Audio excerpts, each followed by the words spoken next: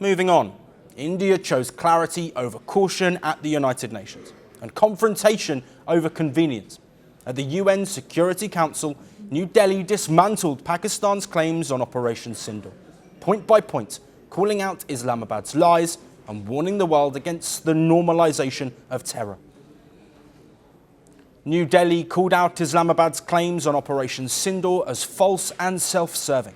India said the Security Council cannot be used to sanitise terrorism. India also made it clear that facts, not fiction, will define global debates on terrorism.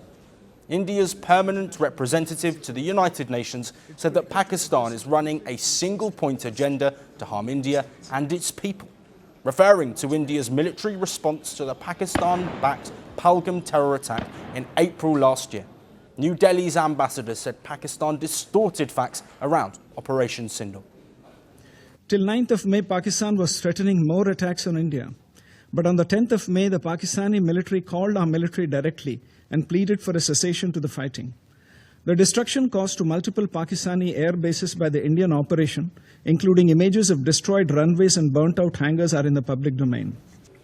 India stressed that its actions were measured, non-escalatory and focused only on terror infrastructure.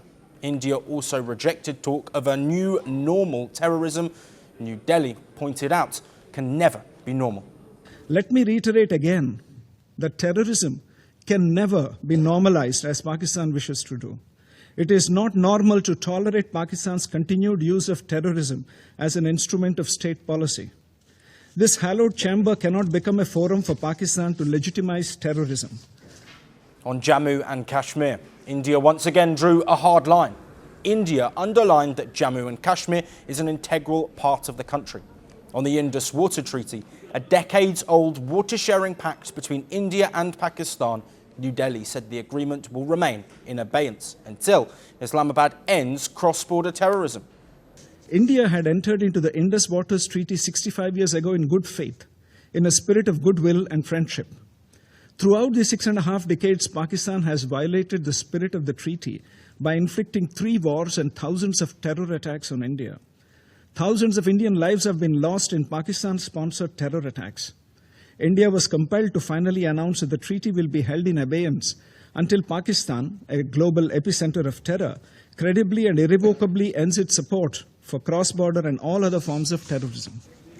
And in closing, India urged Pakistan to look inward at the rule of law and dominance of the military within its quasi-democratic framework.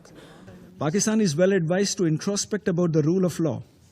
It could start by asking itself how it has let its armed forces engineer a constitutional coup through the 27th Amendment and giving lifetime immunity to its Chief of Defence Forces. So India's message at the UN was unmistakable. Terror cannot be whitewashed, facts cannot be rewritten, and accountability can no longer be delayed. The world doesn't fit in boxes, so why should your news? From battlefields to negotiation tables, from internet outrage to real-world injustice. The conversations everyone is having and the ones they're avoiding. It's the same show, but this new year, Firstpost America gets a new look. I'm Kerry Johnston, and this is Firstpost America.